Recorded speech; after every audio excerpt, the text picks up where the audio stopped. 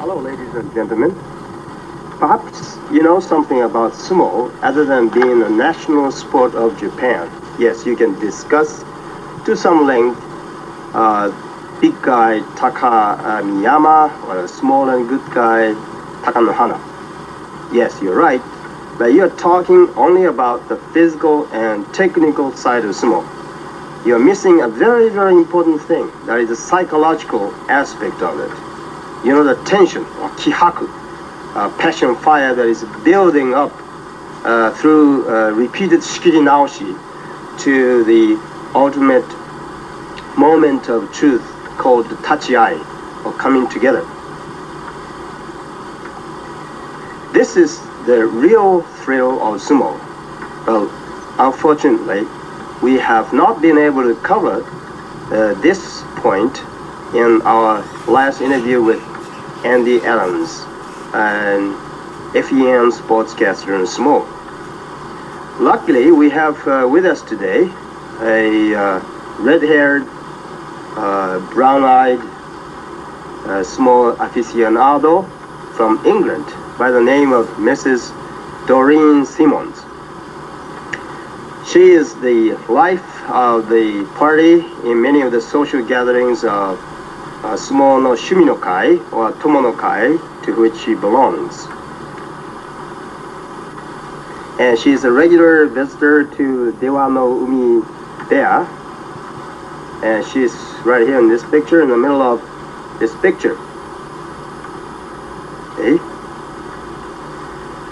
She calls herself a jack of all trades and expert on none, but that's the English understatement. I dare call her a multifaceted personality because her versatile interest in Japanese culture, such as the language of Japan, tea ceremony and flower arrangement, goes beyond that of a dilettante. She's going to prove this point during today's interview.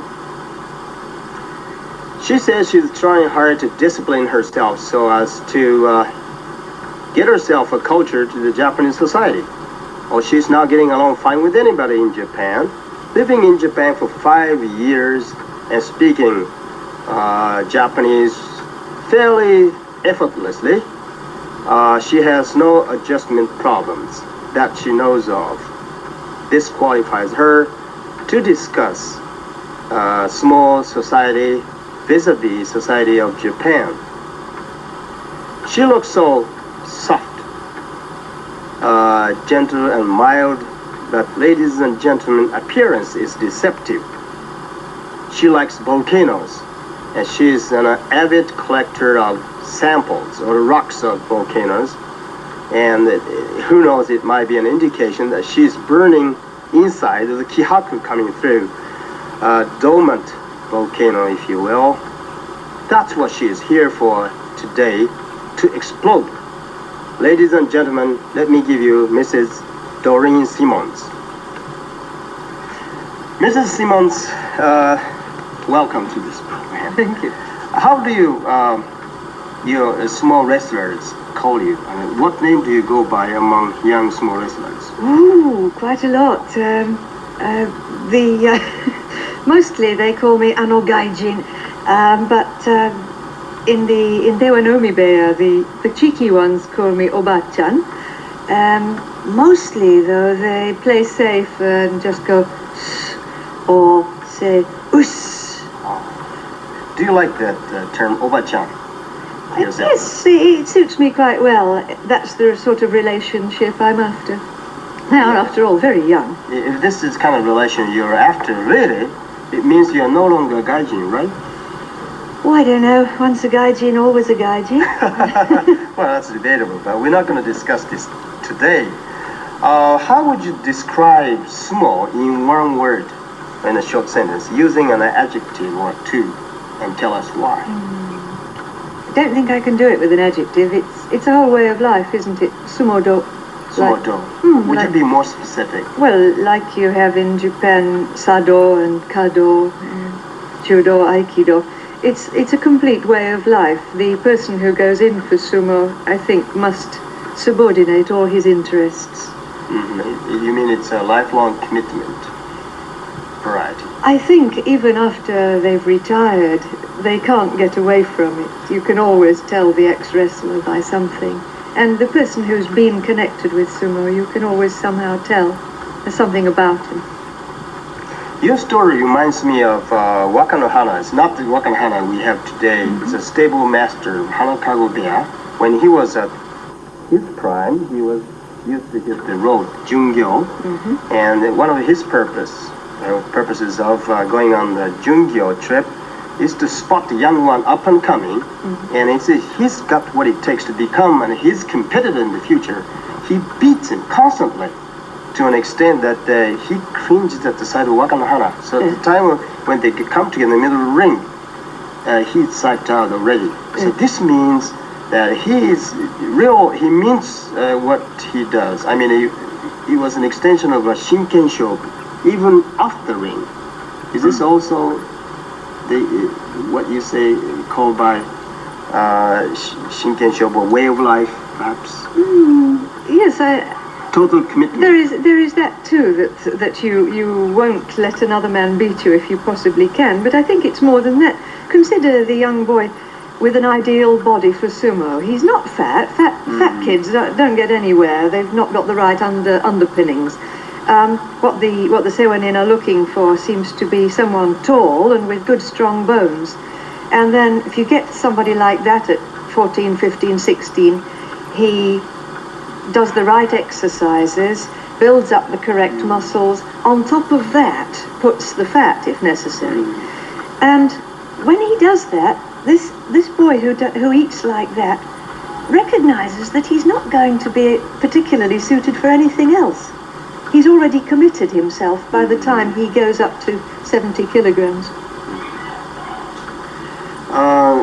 Okay, if, for example, if you meet somebody who you root for, what is by the way, which rickshaw do you root for now? Well, the one I really became attached to was Fuku no Hana. And but he was already near retirement when I became interested. And since he retired and became first a trainer in Dewa no Umibeya, then I just transferred my allegiance, lock, stock and barrel, to the whole stable. I see. So anybody from John Okuchi upwards is who I root for. Dewa no Umibeya is your alter ego already. Well, anyway, now getting back to my early question. If you meet someone like a Fuku no Hana, and he says to you, look, I want you to marry me.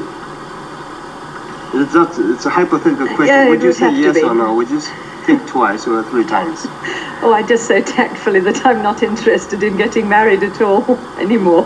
But why not? The reason you're not interested in getting married to any small wrestler is because you can't stand being totally committed to small life. Oh, I wouldn't know really. You see, I already came into this into relationship with this world when I was already older than most of the wrestlers. So I'm quite happy again to be Obachan. But you can turn back the clock and you get to much younger.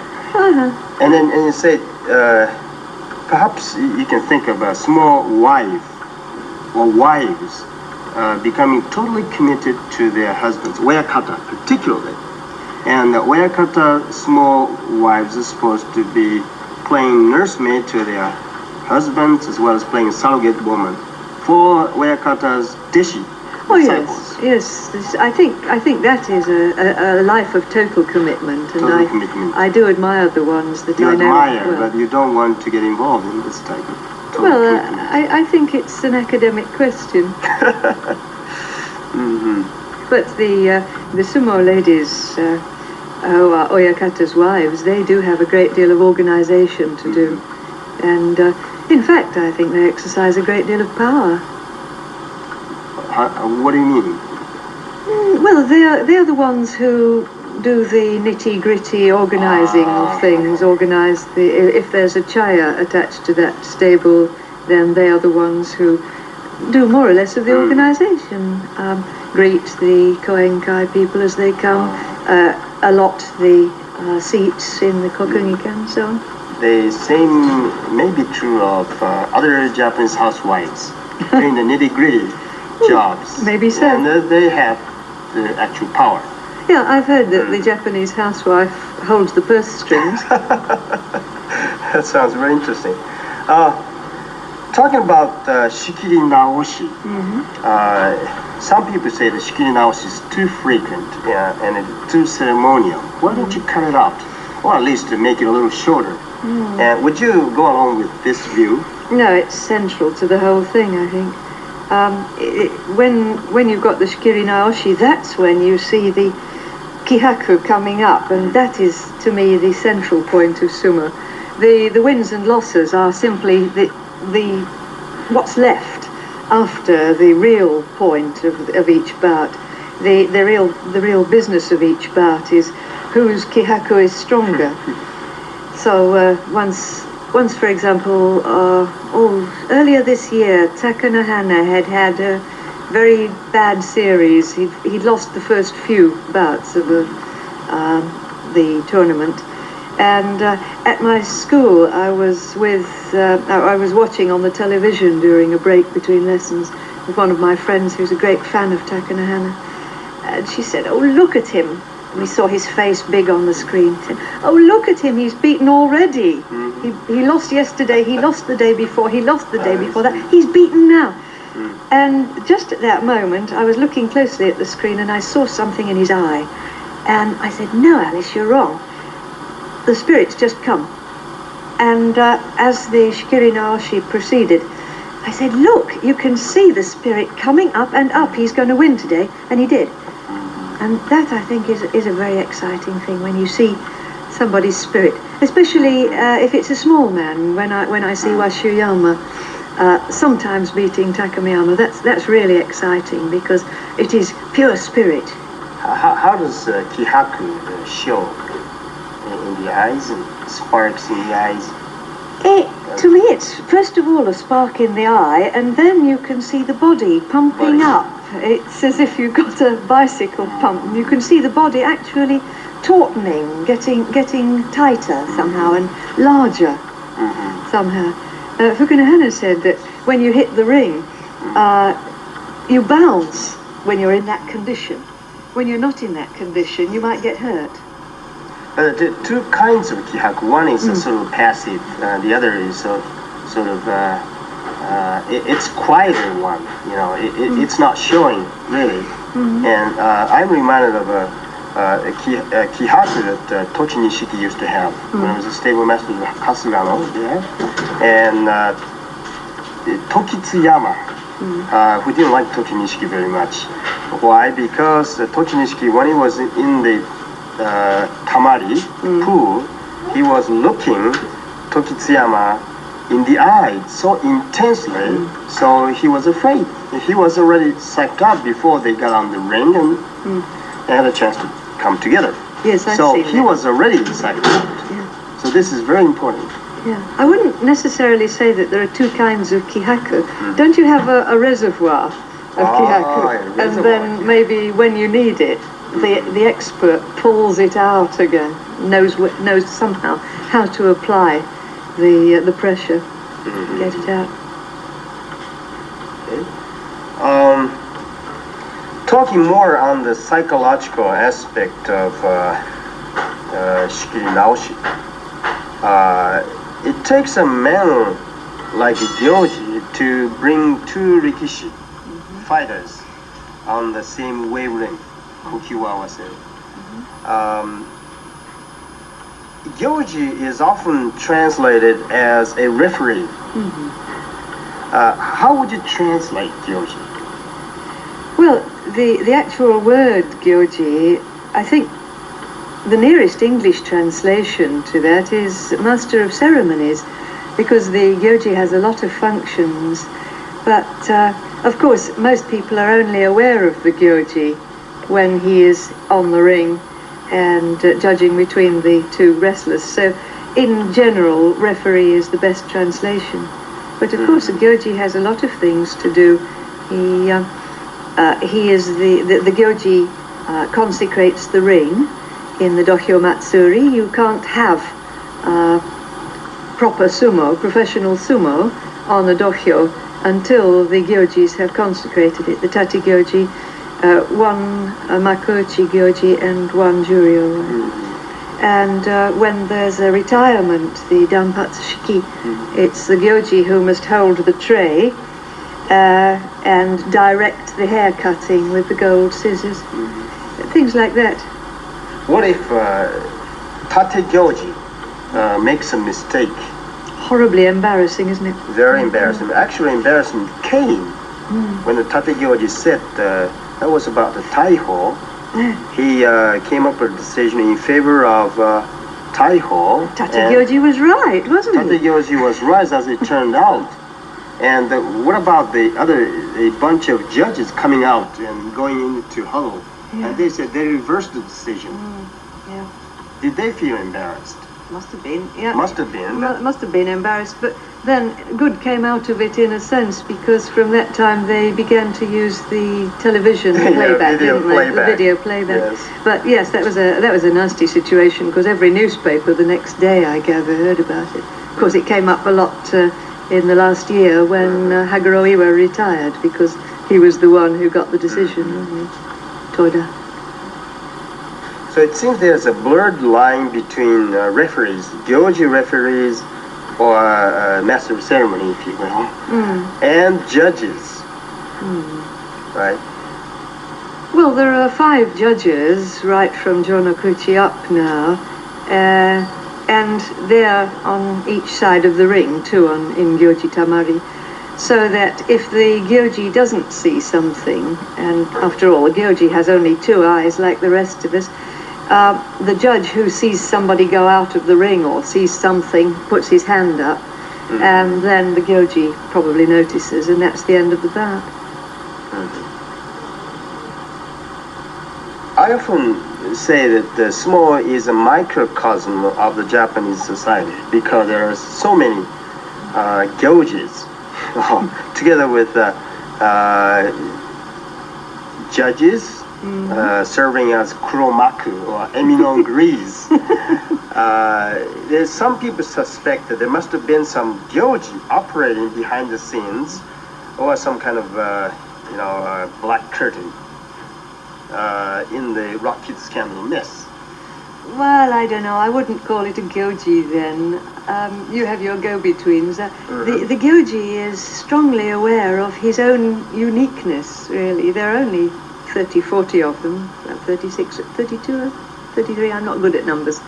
But they are men who are the only ones who do this job like this. If you watch amateur sumo, the amateur gyoji it doesn't have the style or anything. It's just pomp like that, nothing to it.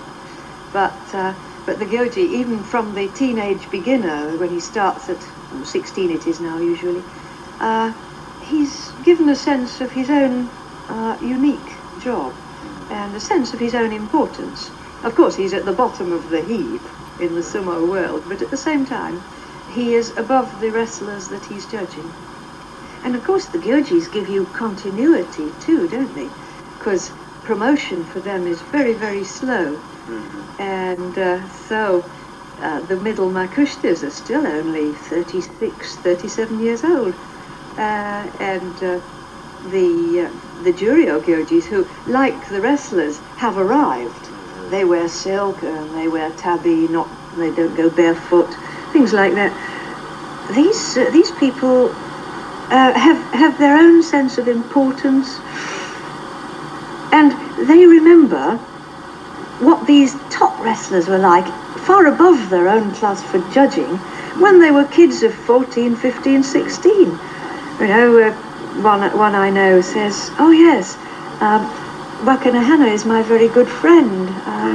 When he was 17, I was refereeing him, and even when he was a complete beginner, I was watching him." They're the continuity. So are the yobidashis, you see. A lot of people look down on yobidashis, but in fact, from yobidashi you can learn an awful lot about sumo a few years ago. But you see, don't you admit Mrs. Simmons, that we need gyoji or yobidashi so that we be able to deal with lots of different people, different social backgrounds, because we have many what you might call pushers, initial chargers, or belt wrestlers, or triplers, or benders, and then you have to learn these people ahead of time. And if you can't ask embarrassing questions or straight questions, you need someone to act as go-between, as a gyoji, so that you'll be able to get on the same wavelength with the person you're going to talk with. Wavelength, yes, that's the central problem, isn't it? I was reminded of that when you were doing the introduction and saying that I didn't have any problems of adjustment that I know of, and that I speak Japanese fairly well. Well, I don't speak Japanese all that well, but I think I do get on a wavelength. I think this is an advantage if you can get on a wavelength for a foreigner in Japan. The Japanese wanting to get on a wavelength with us really has to use a language, especially English, which is what this program is about, I suppose. Even using the Japanese, just wait a minute, or ちょっと待ってください. And you're not supposed to get on the wavelength with someone individually, and someone is supposed to step in and gives what they call monoi. Just a minute, do you see? The matta, yes, you have a fan club, lots of people, judges behind. So it's very hard for you individually to get on some kind of a business practice. Oh yes, but then the ability simply to sit properly, in nice tea ceremony fashion, and just sit there waiting with dignity in Japan is an aid to communication, because at least I'm signaling without saying anything and without risking offending anybody with bad Japanese. I am quite content, and I'm not trying to butt in. Okay, you're content with what you are. Does that mean that Japan or the Japanese society, that is an open society? Japanese society is too big for me. I don't think anyone can ever become an expert in Japanese society. I really hate to ask you a closed-ended question. It can't be an open-ended question, you see. Is this an open society or closed society? Or you might give a general comment or two on this. The way you look at the situation. Well, how much of society can you see? How much of society do Japanese people see? You see your own little bit. Society to me is like a set of circles which overlap, or spheres which overlap. Now, I live in a sphere which is me, and I have a sphere here, and in this group I meet the people I study tea with. And there's a slightly further group where there are other people. Let me hold you there. Let me qualify my statement, restricting your statement particularly to small society. Would you say small society is an open society or a closed one? Well, it's wide open to the people who are the right size, and then it's wide open to people to get on and to move up if they have the correct. Well, if they have luck and if they have talent. But at the same time, it's a pyramidal society. The shape is a pyramid, and wherever you have got yourself in this society for the time being, your behavior is rigid. You must be very, very polite, even reverential to the people above you. You can kick the people below you up to a point. But you don't forget that they may overtake you. Overtake you? So, in other words, the structure looks so rigid. Actually, promotion-wise, it isn't so rigid as you might think it is. No, because it depends on talent plus absence of bad luck. Because that's very, very important. You can be a talented wrestler, but you can also be a very unlucky one, and then you won't make it. What are you basing your judgment on? Are you insinuating that Takamiyama has made commercial success and achievements? Well, that's not directly sumo. He has other talents besides.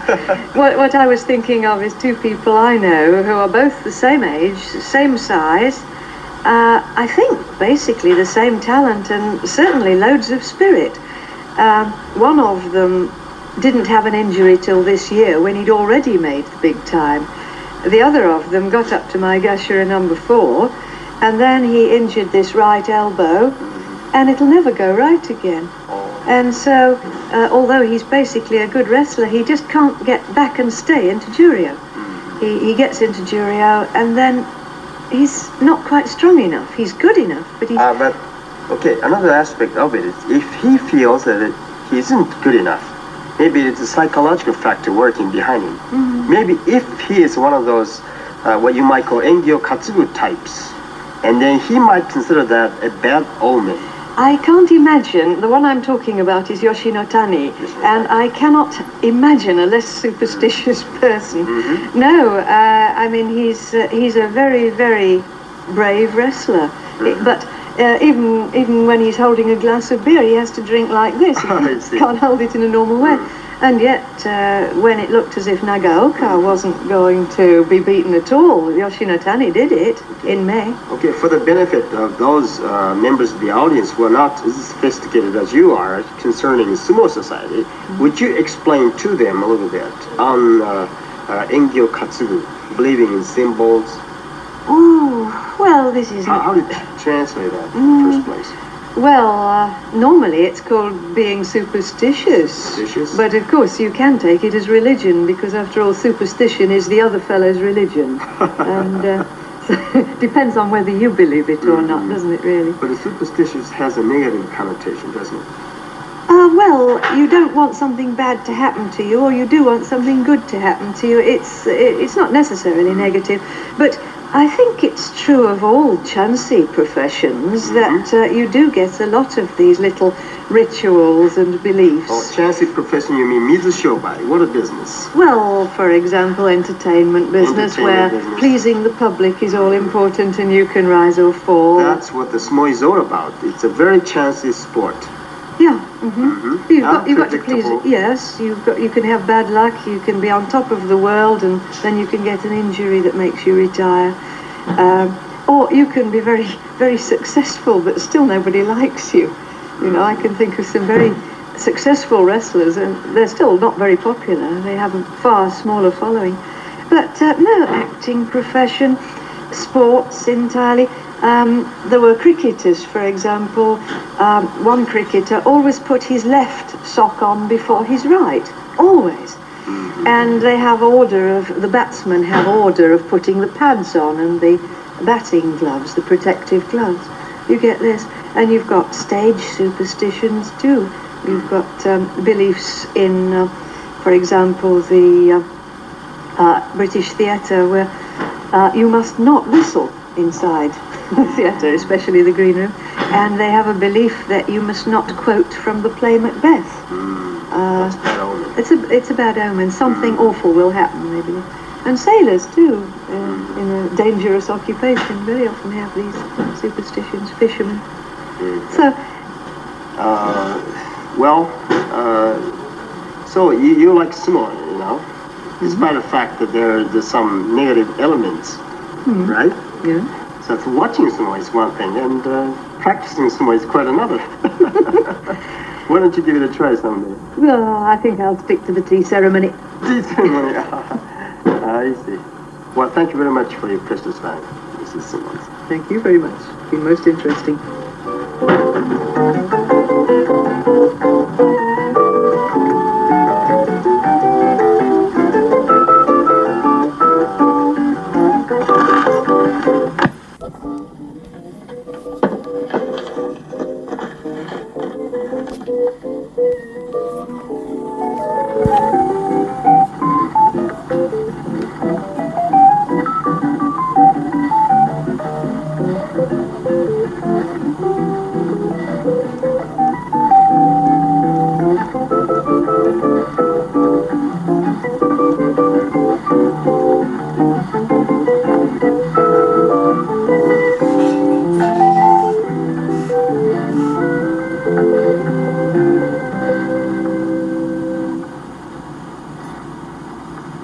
Hello, ladies and gentlemen. Today we have invited over here to this NHK studio as our guest, Father Peter Milward, Catholic priest and member of the Society of Jesus, and professor of English literature at Sophia University. Father Milward is a well-known scholar of William Shakespeare. As a Catholic father, he hasn't produced any children at all, but he has produced many books. To be exact, 77 books. Books such as The World and the Word, Milward 氏の昆虫記、イギリス人と日本人。And most of his books, or what he calls his children, on literature, pure literature, comparative behaviors, insects included, such as this one, as well as historical studies or religious backgrounds of William Shakespeare and G.M. Hopkins and T.S. Eliot. Indeed, he's a very, very productive father. Now, Father, it's very nice of you to come to this studio today. Do you have any aisatsu for our viewing audience? Well, I must begin in the English way by saying, how do you do? As you may hear, my voice is a little strange today, but I must tell you that a few days ago, as I was traveling by Shinkansen, the Reibo was Rei Sugimashita, and I caught a cold, or rather a frog jumped into my throat, and he's been croaking there ever since. And so I think of the famous haiku by Basho, Shakespeare ya kawazu tobikomu nodo no oto. Oh, that's brilliant work about Father. Father, I have been wondering why the name Shakespeare had such a magic ring among the Japanese people. Many Japanese people can discuss to some length some of the Shakespeare's works, such as Hamlet, Othello, King Lear, or Romeo and Juliet. Whereas very few Britons, to the best of my recollection, are not keenly interested in seeing Japanese traditional theatrical plays, kabuki no kyogen. Why is it so? Well, there are two reasons. One is that Shakespeare is a magician, so there is naturally a magic in his very name. He has a tremendous power over words. But it's not only that he has a power over words, but he has a very deep and wide sympathy with human beings. And so he appeals to human beings everywhere. And so wherever he's performed or studied, people admire him, and especially here in Japan. But now one reason why the Japanese appreciate Shakespeare, but the English don't appreciate poor Zeami, is, I think, that is something to do with the national character. We English people are rather insular and limited in our outlook, so we only think of the little islands set in the Silver Sea, but we don't really look beyond. We wonder how foreigners can understand what they say to each other because they speak in such a strange way. Whereas the Japanese have such a wide interest. They're interested in everything, maybe everything except Japan. And so they want to know about Shakespeare, and when they hear about Shakespeare and read him and watch him, they're filled with interest and enthusiasm. But Father Milward, your blood is not entirely British.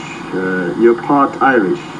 The Irish are known as having what they call wanderlust, worldwide interest. So, yes, I'm half English and half Irish.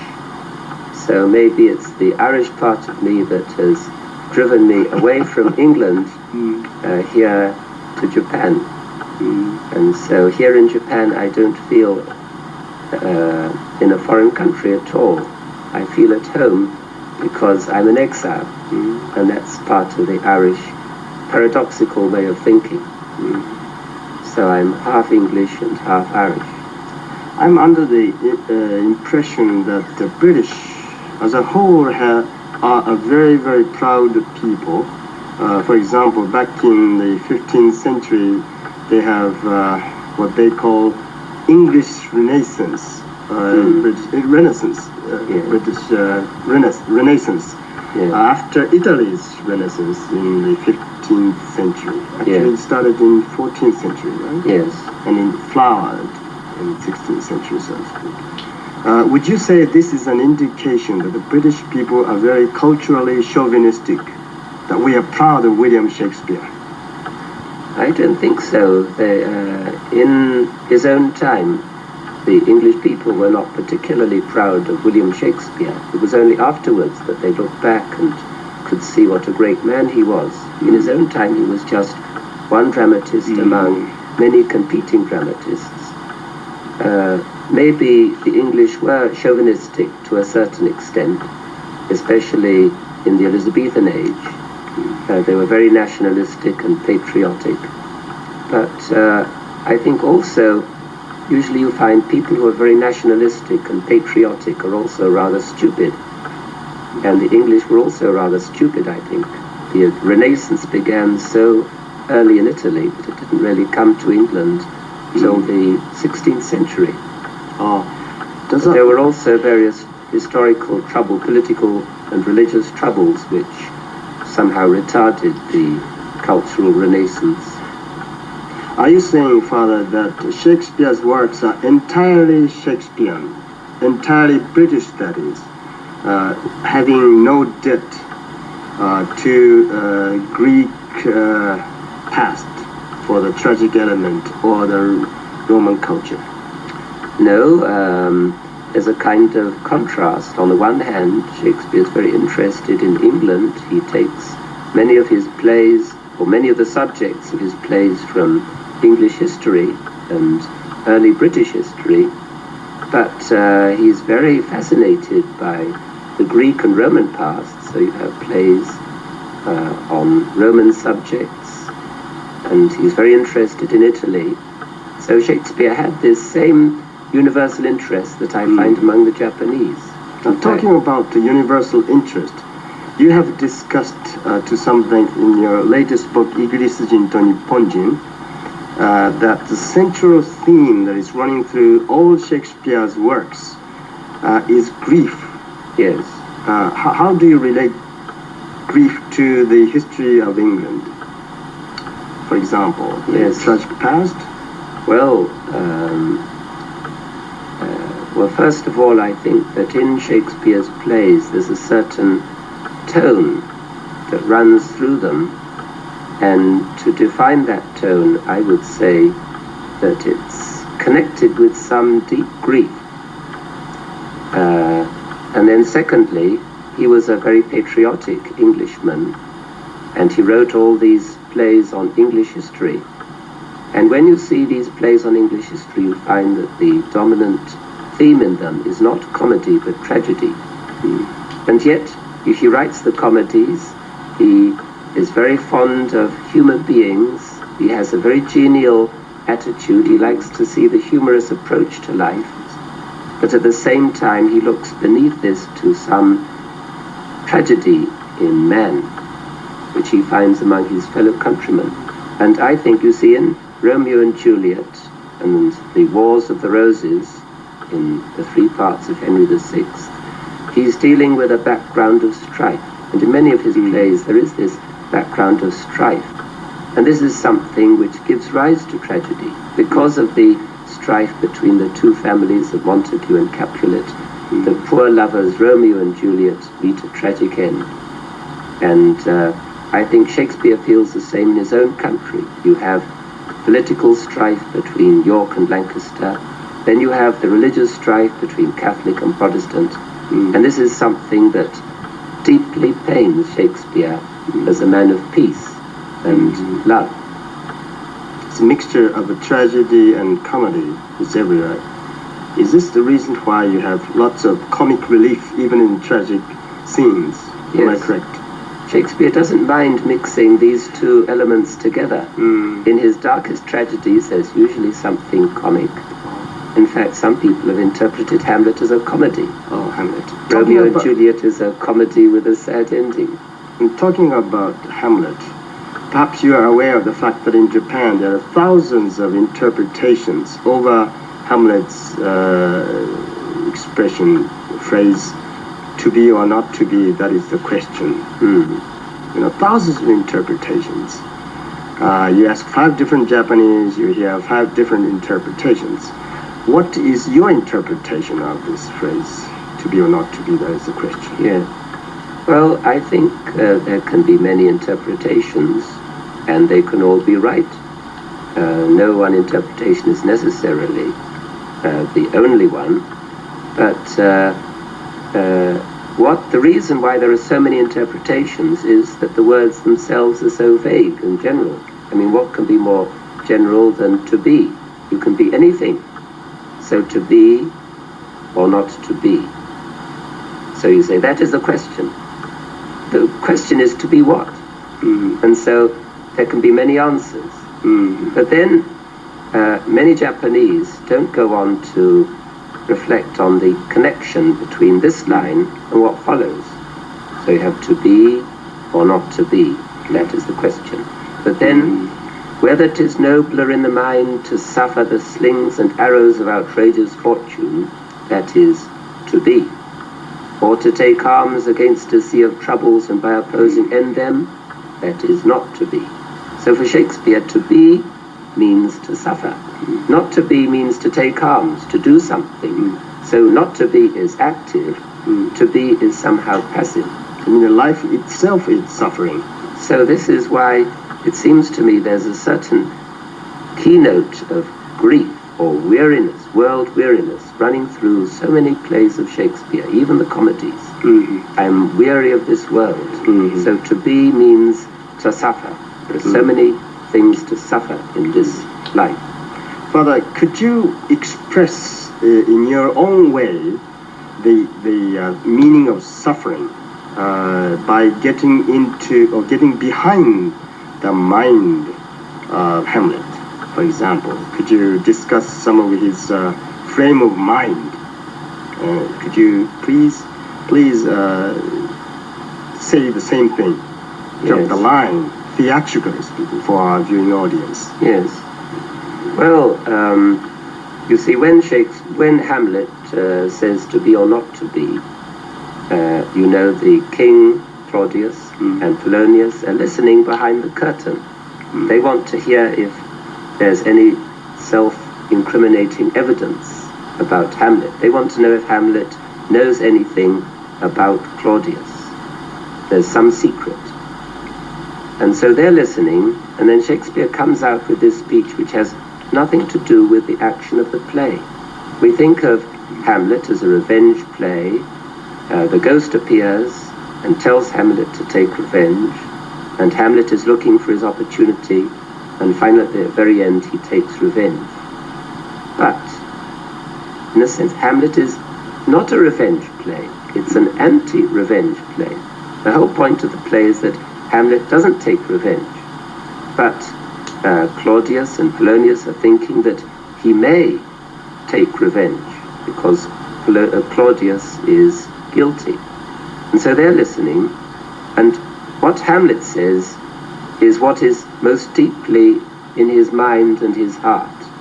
And so he says nothing about the ghost, he says nothing about what Claudius has done to his father, he says nothing about his mother.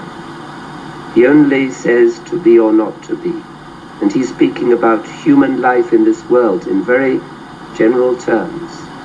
And he's speaking of the weariness of this life. Would you identify with him for a moment and express the same grief, so to speak? Well, I could repeat to be. Oh, yes. To be or not to be. That is the question. That's not very dramatic, isn't it? Yes, so I think this speech is not meant to be dramatic. It's meant to be meditative. If you try to present this speech in a very dramatic way, you lose the meaning. It has to be very meditative. Hamlet comes onto the stage, he's supposed to be carrying a book, and he puts the book down, and then he asks the question, to be or not to be. I mean, he's just by himself, he's not declaiming. What about another line, tomorrow or tomorrow? How does it This is also a little similar. I mean, Macbeth is by himself, and he's just learnt of the death of Lady Macbeth by suicide. And he says, she should have died hereafter. Why should she die at this awkward moment? She could commit suicide at a much more convenient time. And so he says, tomorrow, and tomorrow, and tomorrow, creep in this petty pace from day to day to the last syllable of recorded time. And all our yesterdays have lighted fools the way to dusty death. As a matter of fact, I think my froggy voice is very suited for these lines. Next time around, to catch another cold to come to the studio.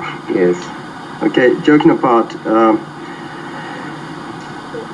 granted the fact that life is full of grief, sorrow, would you say that the same mentality is prevailing among Japanese? For example, the central theme of the Japanese mentality is aware, which I'm sure is an extension of hakanasa, evenness, or mujokan, the notion that the only thing that is constant is change. Now, from that one can readily conclude that the British and the Japanese are very similar in mentality. Is this reasoning valid? Yes, I think among the Japanese there's something similar to grief, if you like to call it mono no aware, or something like that. There's a very deep appreciation for Shakespeare's tragedies, but I think it's because of this quality of grief, whether in the English or in the Japanese, that enables them to appreciate the humor of the comedies, because somehow humor enables you to forget grief. I often think of the London Cockney soldiers in the First World War when they were fighting in the trenches, and it was very miserable, their life on the front, but they treated everything as a joke. They turned everything into a joke, and it seems rather strange. But if you turn everything into a joke, then it enables you to endure it, endure the difficulty. And so in Shakespearean Hamlet, just before the climax, you have the gravediggers scene. And the gravediggers are joking while they're digging the grave, and Hamlet is rather shocked. They shouldn't be joking when they're so close to death. But it's precisely when one's close to death that it's necessary to joke in order to endure the difficulty. But it seems to me the British joke is somewhat different from what we call jokes, or a sense of humor.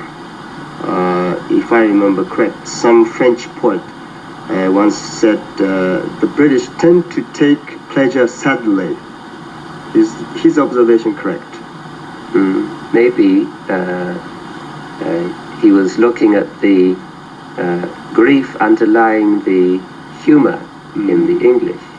So I think when English have a strong sense of humor, there's sometimes a tear glistening in their eyes. So humor and sorrow, joy and sorrow are very close together. And I think this can be related to the April weather.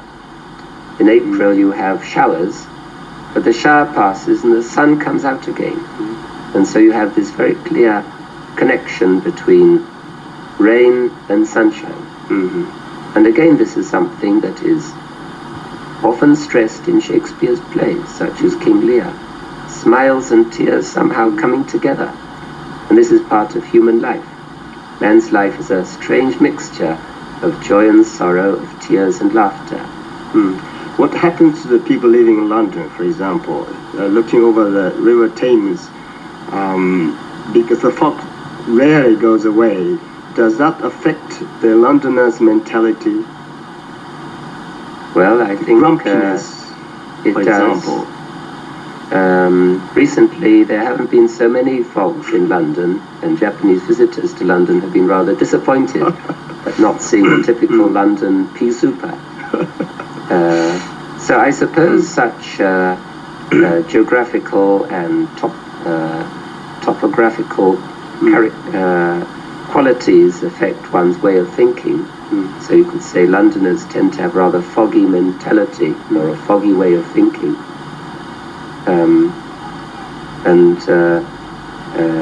Englishmen tend to be rather grumpy. They complain about things.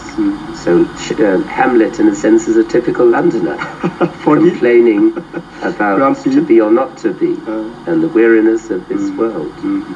Is it are the punches jokes the extension of this foggy character of the British mentality?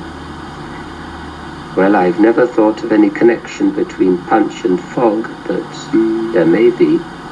But it's very hard for the New Yorkers to really appreciate the punch jokes. But at the same time, it's very hard for the Londoners to appreciate jokes appearing in New Yorker, for example. Yes. Would you appreciate the jokes in New Yorker, for example? I can't appreciate the jokes in the New Yorker. The Americans think too fast for me. I'm a very slow thinker. But now I find I can no longer fully appreciate the jokes in Punch because I've been living in Japan for such a long time. I look back to the Punch that used to appear when I was a boy, and I could enjoy the jokes there. So whether I have changed or whether Punch has changed, I don't know. But I think that in the old days, Punch was much more humorous than it is today. But I really hate to admit that the fact is that I can't appreciate either joke, Punches or the New Yorkers. Maybe because my logic isn't clear. Maybe the Japanese quote-unquote wet mentality. Yeah. But I think the Japanese have their own sense of humor. What is the Japanese sense of humor? I think there are two things in the Japanese sense of humor. One is a love of the pun, which is very Shakespearean. Shakespeare was very fond of the pun. Play on words. And so I too am very fond of the pun. And so I only have to make a pun in class and everybody wakes up and laughs. And the other thing is what might be called slapstick humor. When some eminent person walks onto the stage and happens to walk on a banana skin and he falls down, then everybody begins laughing. And this kind of humor too one also finds in Shakespeare. So I think Japanese people have a very good approach to Shakespeare. Mixture of the different mentalities coexisting together. Because what we call English humor, modern English humor, is something that that arose after Shakespeare, from the 18th century onwards. But Shakespeare's humor is a little more universal. It appeals to everyone. Japanese is not universal at all. Well, to be more specific, I can readily visualize a scene where a Japanese middle class or salaried people listening to the Misura Hibari's sad whine, or singing Ore kara no kare susuki. I'm so sad and lonely.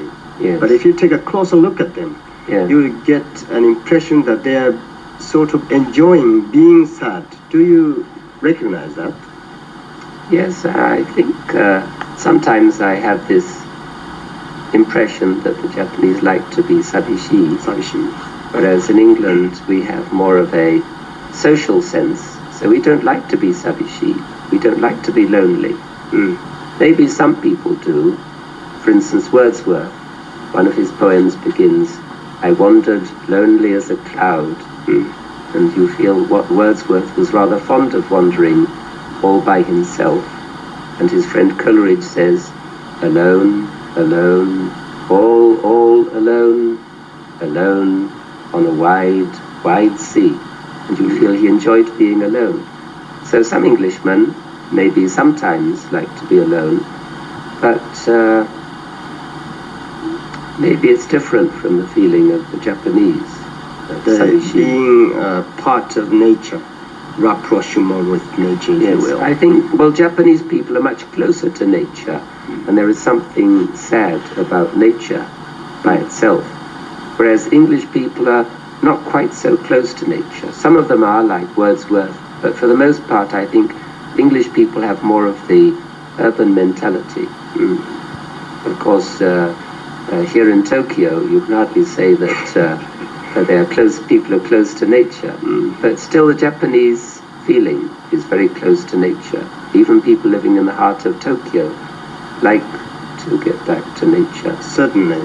So you have a, what can you say, penchant for nature, getting back straight into nature, going above the head of Heavenly Father, no religious experience, go straight into the heart of matter.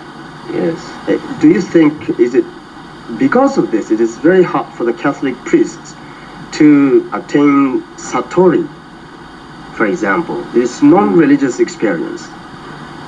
Yes, I think it's hard not only for Catholic priests, but for anybody to reach Satori. Why? Maybe one condition for arriving at Satori is to be a very simple person. So maybe simple inakamono are the best people for experiencing Satori. But the more one is educated, especially in the Western tradition, I think it's very difficult to reach this kind of Satori. Maybe there are other kinds of Satori which come through education. You have once mentioned to the effect that you are not entirely for interpretation of Zen poems. Yes. For example, the poem composed by Matsuo. Yes. Old Pond, Flog, and Splash, the sound of water. Yes. Can you expect other British, or for that matter French, to get the proper message from this? Well, I think when one learns Japanese, especially in a Japanese setting or surroundings, then one can appreciate the beauty of this poem. You have to appreciate it in Japanese and in Japan, because you have to know what an old pond is in a temple. You have to know what something about the background of the frog, and then you have to appreciate the Japanese words. But when they're translated into clumsy English or clumsy French, then the result is quite different. And so I feel with Basho, it has to be in Japanese. It can't be in any other language. So you're against the interpretation of it? Not the interpretation. I'm against indiscriminate interpretation. Yes, well, I'm against the translation, but not interpretation. So you can express your ideas. But the poetry and emotion go together like two wheels of a car. It has to be felt, not interpreted, in the strict sense of the term. Yes. For example, if I say to you here, we are running out of time, NHK, NHK. What is the interpretation of my poem?